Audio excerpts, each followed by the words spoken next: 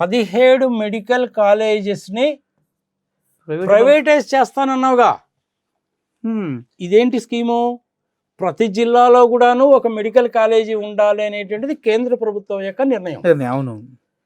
దాన్ని దృష్టిలో పెట్టుకొని జగన్మోహన్ రెడ్డి గారు ఏం చేశారంటే 13 జిల్లాలను 26 జిల్లాలు చేస్తే 20 మెడికల్ కాలేజ్ వస్తాయి కదా. ఆల్రెడీ 7 అందులో కేంద్ర ప్రభుత్వం వాటా కూడా ఉంటుంది. ఓకే.